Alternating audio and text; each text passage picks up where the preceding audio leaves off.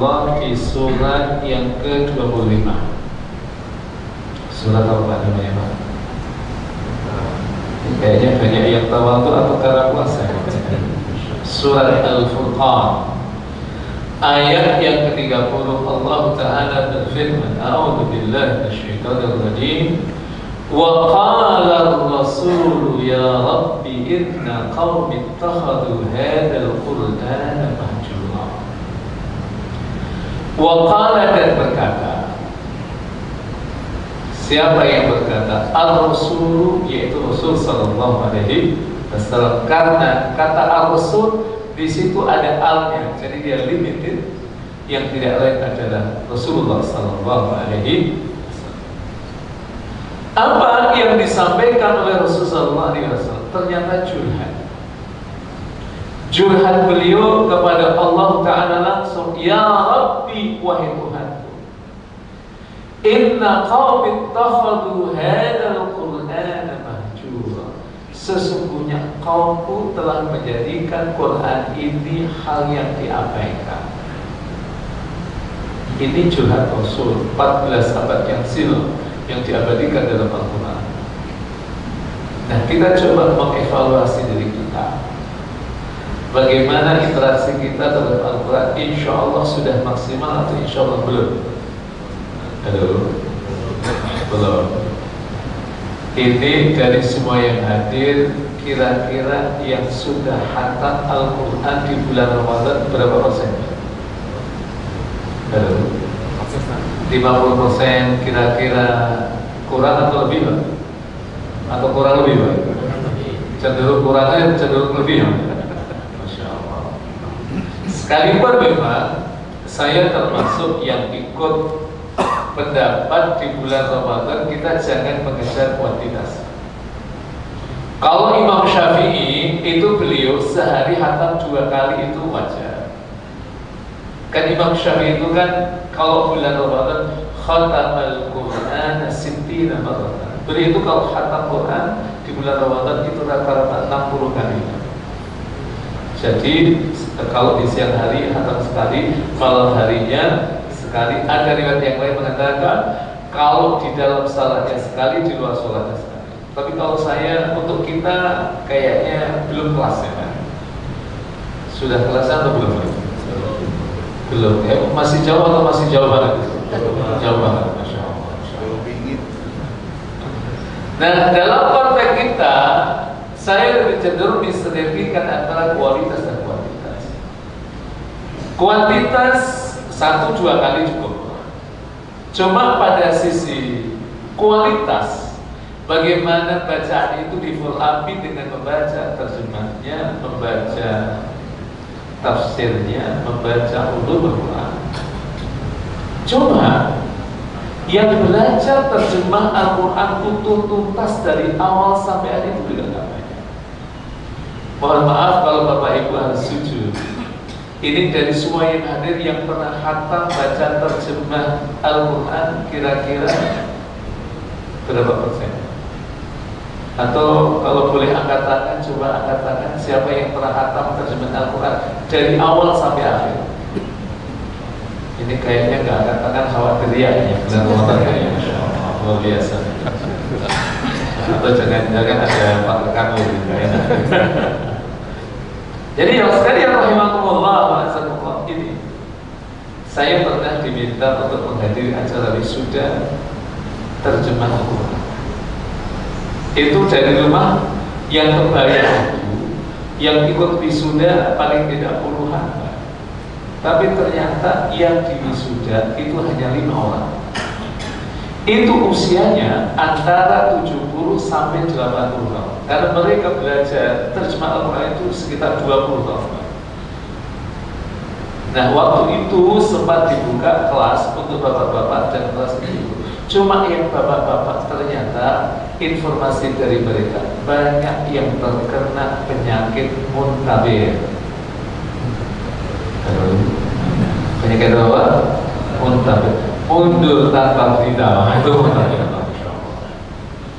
Saya nggak tahu kalau di sini dibuat kelas terjemah kira-kira akan banyak kena penyakit muntabir atau enggak?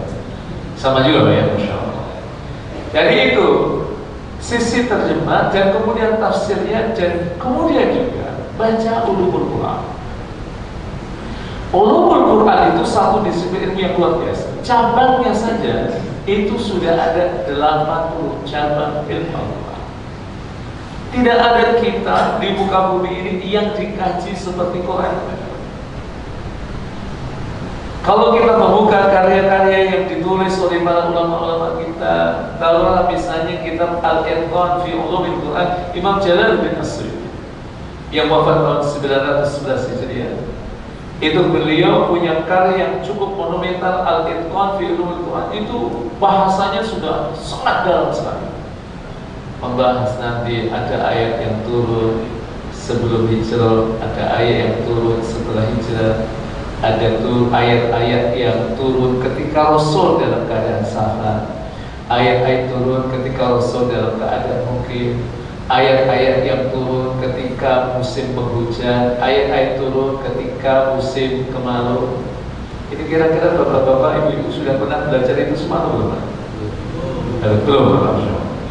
Itu kalau kita mau belajar sampai detail-detail seperti itu luar biasa. Cuma saya punya pengalaman ngajar tuh kayak banyak jamaah apalagi yang sudah S2 dan S3, yang sudah sepuh dan sudah sangat sepuh. Itu kalau diajak ngaji agak jalan itu mereka gak mau, Pak. Pernah saya menjelaskan agak itu langsung ada yang kata, maaf Pak Ustaz, kalau saya masih muda, saya siap. Sekarang saya sudah 70 tahun, tolong ngajinya jangan terlalu rutin, yang biasa-biasa saja, bagaimana aja agar usaha materinya, ngajinya bisa mengantarkan kami ke surga saja. Aduh, kira-kira kalau bapak-bapak, ibu-ibu ngaji di sini, pengen agak detail atau yang penting masuk surga, Pak? Masya Allah. Itu habis itu saya kapok, Pak.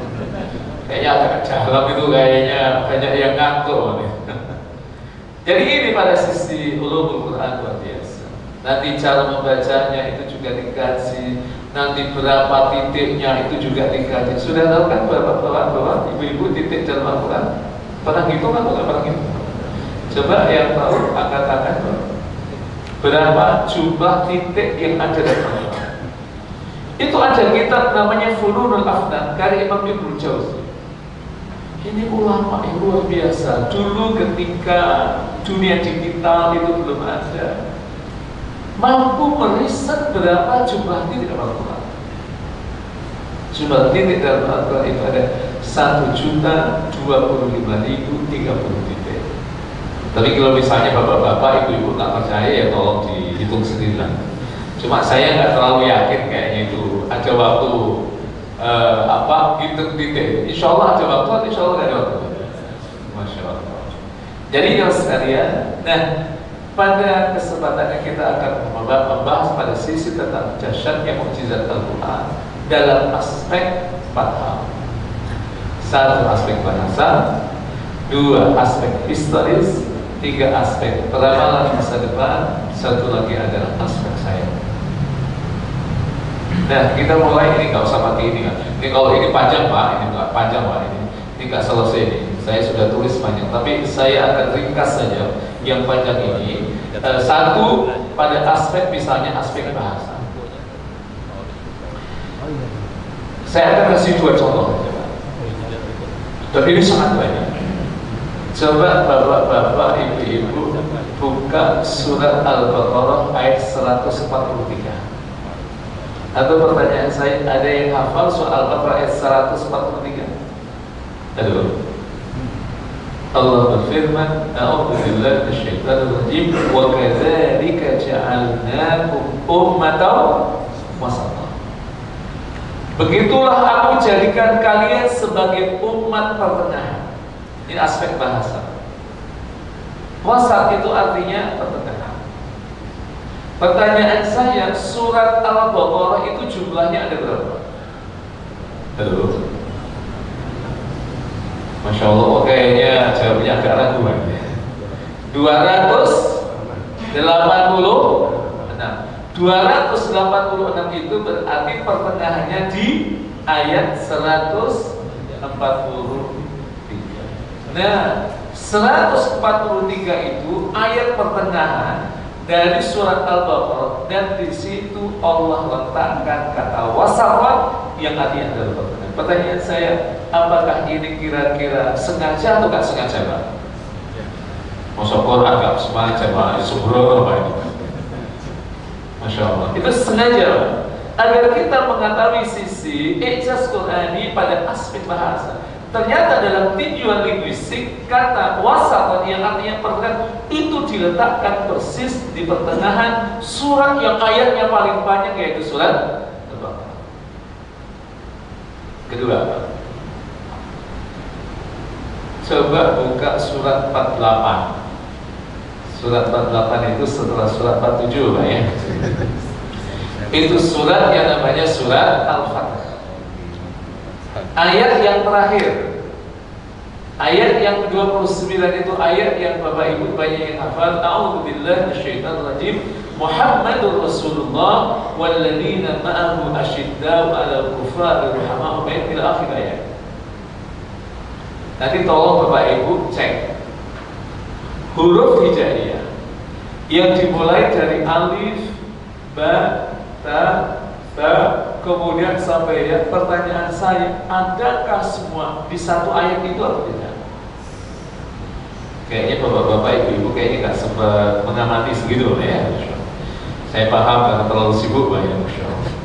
Nah, itu nanti Bapak Ibu kalau sampai rumah tolong dicek huruf hijaiyah dari alif, ba, ta, za, jim, ha, kha sampai ya itu semua ada dalam satu ayat dan redaksinya sangat indah sekali. Itulah sisi bahasa Al-Quran. Sekitar satu paragraf, ayat itu memang agak panjang dikit, tapi semua huruf hijaiyah itu masuk dalam satu ayat. Itulah mukjizat Al-Quran dari aspek bahasa. Nah, coba kita pindah pada aspek yang lain, aspek misalnya aspek historis. Nanti kalau kita buka surat yang ke-11, surat Hud, mulai ayat 40, ayat 41, ayat 42 itu menjelaskan tentang kisah Nabi Nuh alaihissalam bersama dengan anaknya. Yang anaknya itu durhaka ketika ayahnya memberikan informasi nanti akan terjadi banjir bandang, agar anaknya, siapa namanya, Pak? Aduh, Kan'an. Kalau istrinya Nabi Nuh siapa namanya? Bunuh. Masuk bunuh. Istrinya Nabi Nuh bunuh. Namanya Wahilah. Itu ternyata pengaruh istrinya sangat luar biasa dahsyatnya. Karena apa? Bahwa ketika ada pasangan suami istri, suaminya soleh, istrinya nggak solehah, itu biasanya yang jadi korban siapa? Anak. Jadi Kan'an itu adalah korban dari pernikahan sosok suami yang soleh, tapi istrinya tolehah. Tolehah bukan solehah, tapi tolehah. Nah, bukti dia tolehah, dia berkhianat. Tapi khianatnya istri Nabi itu tidak seperti khianatnya istrinya orang-orang sekarang. Kalau kemudian kita mendengar satu ungkapan istri bapak itu dia berkhianat, apa yang ada dalam rumah kita? Lalu selingkuh, tapi istri Nabi itu tidak selingkuh. Nah, bentuk pengkhianatannya apa? Ia tidak menerima terhadap risalah yang dibawa oleh suaminya. Tapi dalam konteks Al-Quran atau ijaz Quran dalam pendekatan historis, banjir pada masa Nabi Nuh itu hanya sebuah imajinasi atau berita hoax atau fakta. Fakta. Ternyata itu diriset oleh para arkeolog para muslim, di mana posisi banjir yang terjadi pada masa itu. Itu kira-kira sampai di Kalibata atau enggak? Halo? Sampai Pak? Sampai atau enggak sampai? Ya, pertanyaan saya, Kalibata itu adanya sejak kapan Pak? Ini kan sebelum masih jauh. Maka para arkeolog Mesir mereka menemukan satu fakta, itu banjir tidak sampai ke Kalibata, tapi banjirnya hanya terjadi di kawasan Mesopotamia, di kawasan Irak dan sekitarnya. Jangankan di Mesopotamia sampai ke sini, Pak, mau Aceh aja sampai di Kalibata ya, Pak. Jangankan tsunami banjir kemarin yang terjadi di Bekasi sampai di Kalibata tidak? Nggak sampai kan? Jadi itu dia adalah fakta. Waqi'ul Qur'ani, dia adalah sejarah yang benar, bukan sejarah yang direkayasa. Nah, coba kita lihat pada aspek yang ketiga, Al-Quran dan peramalan masa depan. Saya yakinnya Bapak Ibu sekalian hafal surat Al-Masad. Hafal apa ya? Nah, kalau tidak hafal surat Al-Masad, hafal surat Lahab. Lahab lebih familiar atau Al-Masad? Lahab ya, Masya Allah. Coba baca surat Al-Insyirah, itu gak hafal. Coba baca surat Alam-Nashrah, hafal gak? Hafal. Padahal dia adalah dia. Coba perhatikan surat Lahab. A'udzu billahi minasyaitonir rajim. Bismillahirrahmanirrahim. Tabbat yada abi lahabin wa tab. Ma aghna 'anhu maluhu wa ma kasab. Sayasla naran wa qur'atuhu hammalatal hatab fi jidha hablum. Perhatikan. Tabbat binasa. Apa yang binasa? Yada abi, kedua tangan Abi Lahab, yaitu Abu Lahab. Tapi yang menjadi pertanyaan, yang binasa tangannya saja atau semuanya, Pak? Nah, semuanya. Itu kalau dalam ilmu balaghah disebut dengan min itlaqil juz wa idadatil kull. Allah menyebut kata parsial, tapi yang diinginkan adalah keseluruhan. Ma aghna 'anhu maluhu wa ma kasab. Ma aghna 'anhu maluhu, hartanya tidak memberikan manfaat kepadanya, wa ma kasab, dan apa yang ia usahakan.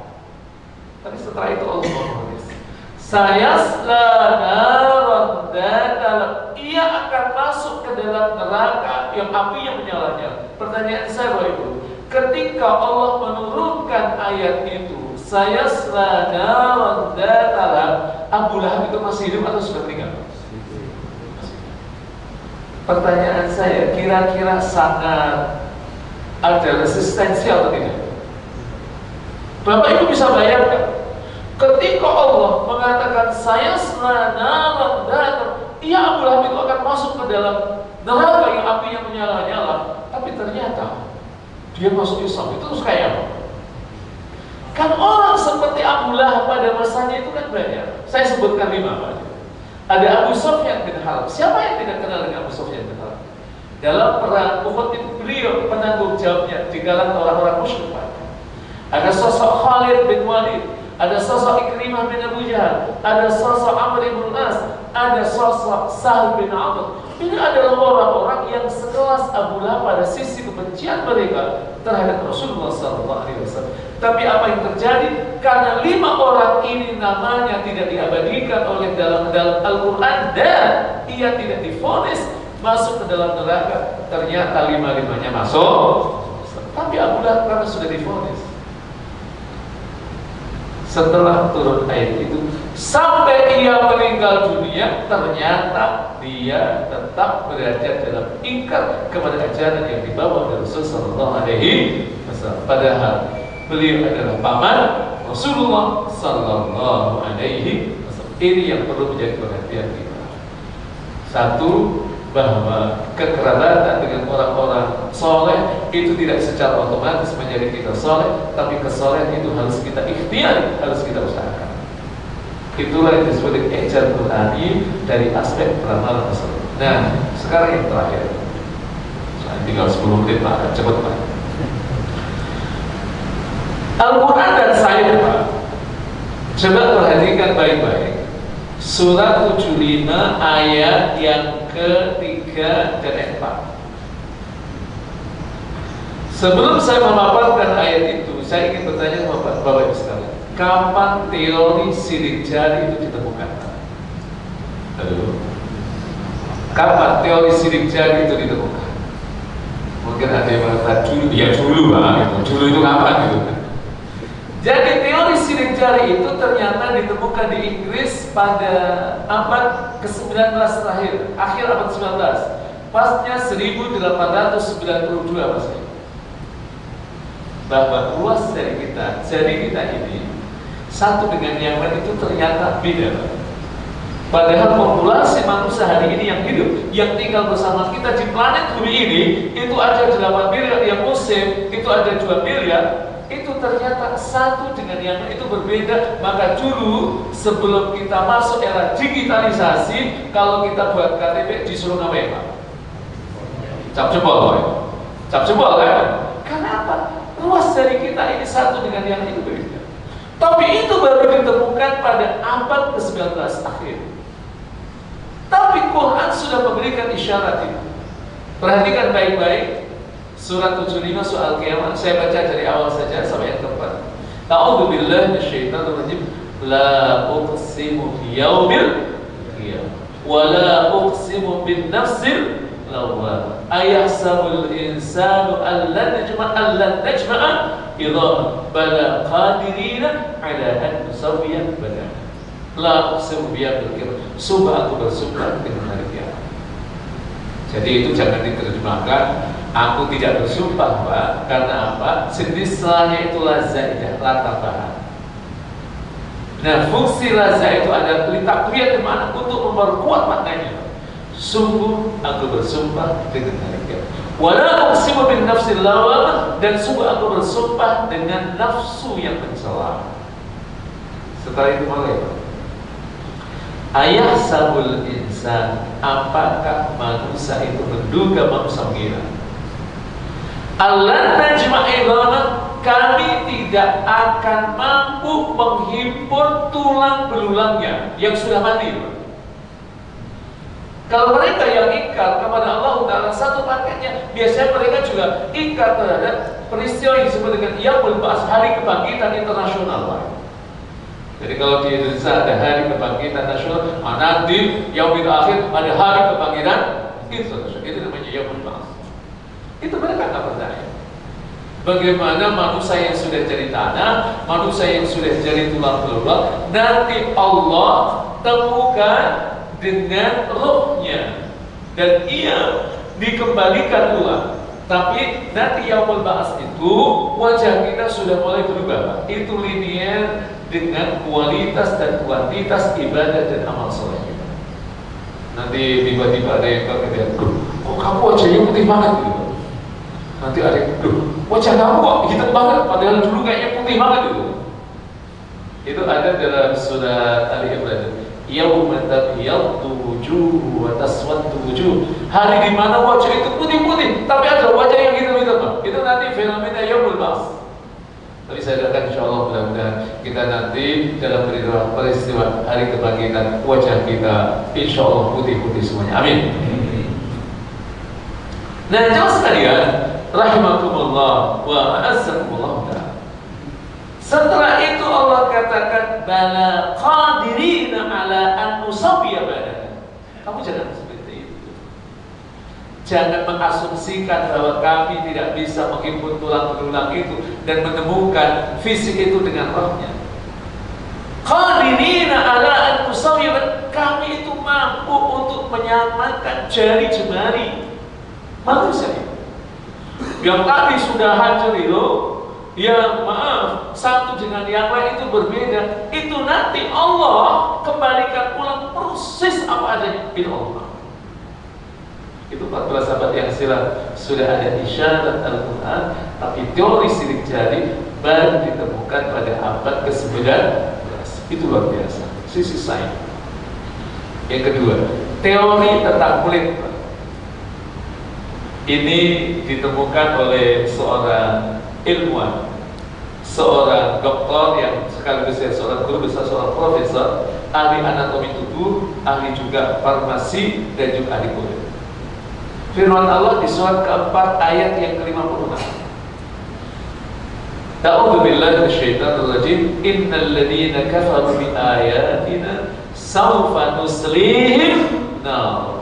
Kullama nabidat juluduhum baddalnahum juludan ghairaha liyadhuqu azab. Perhatikan baik. ini kalau yang membaca saya dan membaca adalah kita. Beda kalau yang membaca itu ahli kulit. Karena ini punya kaitan dengan kulit. Sesungguhnya orang-orang yang kufur terhadap ayat-ayat kami akan masukkan mereka ke dalam neraka. Tatkala kulit-kulit mereka telah terbakar hangus, maka kami ganti kulit-kulit mereka yang telah hangus itu dengan kulit yang baru. Kan kita, maaf, saya juga, karena bukan ahli kulit, bukan ahli anatomi tubuh, pasti kita akan bertanya, kok Allah harus ganti kulitnya? Orang-orang yang disiksa itu tatkala kulitnya sudah terbakar, kenapa harus diganti dengan kulit yang baru? Apa Allah tidak mampu tetap merasakan azab kepada mereka tanpa mengganti kulit yang baru? Allah mampu atau tidak? Mampu banget. Tapi kalau ayat seperti ini yang membaca adalah ahli anatomi tubuh, bahkan beliau ini seorang guru besar di Thailand ini, ketika ia disodori ayat itu dalam bentuk terjemahan bahasa Inggris, itu spontan dia mengatakan, kalau redaksi ini sudah ada sejak 14 abad yang silam, saya pastikan mustahil ini perkataan manusia, pasti ini adalah perkataan Tuhan. Karena beliau tahu tentang struktur kulit. Mohon maaf, kulit kita ini ada berapa lapis, Bapak Ibu sekalian? Halo? Ada berapa lapis, Pak? Masya Allah. Nanti silakan di-searching. Ada 3 lapis. 3 lapis kulit inilah yang ketika kita benturan, yang ketika kita terluka itu sakit. Itu sakit, Pak. Tapi nggak usah kita coba sekarang, juga tetap sakit juga, Pak. Tapi melampaui kulit yang ketiga itu ternyata nggak sakit. Tapi nggak usah dipraktekkan sekarang, Pak. Itu isyarat Al-Quran yang membenarkan temuan teori tentang kulit. Akan tetapi memang kebenaran Al-Quran adalah kebenaran yang mutlak, berbeda dengan kebenaran sains. Itu adalah kebenaran yang ia bersifat dinamis. Saya masih ingat dulu ketika kita menerjemahkan kata dzarrah, faman ya'mal mithqala dzarratin khairan yarah wa man ya'mal mithqala dzarratin, itu temuan ilmiahnya itu mengalami dinamisasi.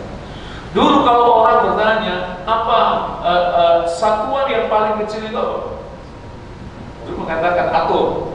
Setelah itu mengalami dinamisasi. Setelah itu melebur. Setelah itu ada zat lagi, ada lagi. Itu yang bisa tidak. Tapi Al-Quran yang menarik, dia hanya menggunakan kata dzarrah. Dzarrah itu asghar syai', sesuatu yang paling kecil. Silakan nanti manusia mengkajinya dan mereka ternyata menemukan dinamisasi yang sangat berbeda. Tapi kebenaran Al-Quran adalah kebenaran yang mutlak. Ini jemaah sekalian, 2 dari contoh terkait dengan ijaz Al-Qur'ani, terkait dengan teori sains, dan itu sangat biasa. Saya dulu pernah kedatangan tamu dari Saudi. Saya dikasih kitab cukup banyak.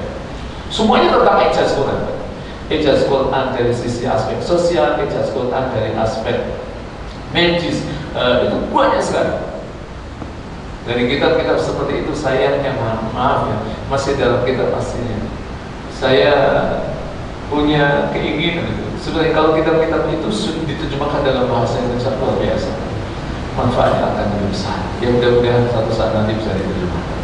Baik, saya kira ini terus sekalian, mudah-mudahan bermanfaat.